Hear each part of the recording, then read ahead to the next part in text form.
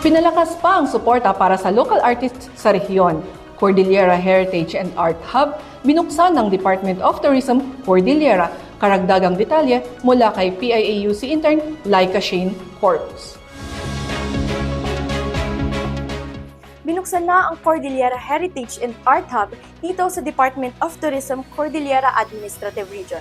Ang proyektong ito ay bahagi ng malawakang advokasya na itatampok ang natatanging kultura, sining at kasaysayan ng mga katutubong komunidad sa rehiyon. Layunin ng bagong hub na ito na magbigay ng permanenteng espasyo para sa mga lokal na artist upang maipakita ang kanilang sining. Kasabay ng pagpapalakas sa turismo at kultura sa lungsod ng Baguio, nakilala bilang UNESCO Creative City. Alam nyo, there are spaces in Baguio that can really be transformed or converted into art and cultural hub, no? Kasi nga, ang Baguio City, UNESCO Creative City yan.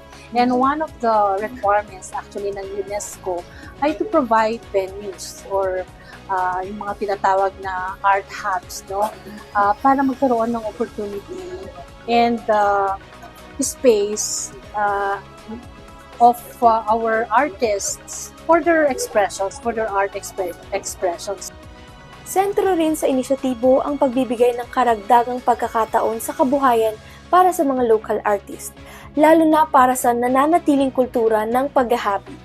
Para i-showcase natin kung paano maghabi, yung traditional na paghahabi, para pag-preserve din yun sa ating culture.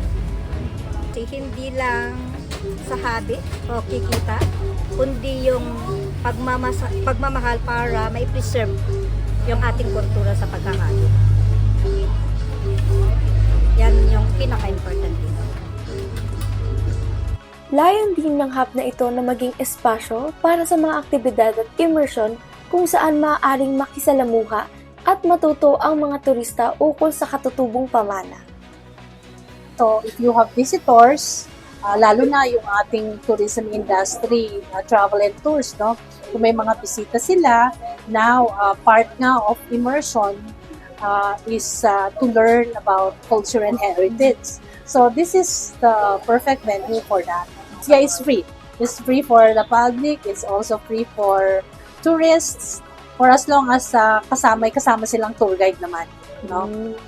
Yeah. Para at least meron namang mag-narrate kung ano yung what is this all about, ano ba itong mga whips na nandito, what is this ballet or yung Ifugao house na nakikita nyo doon, and then other features that you can see in the hub right now.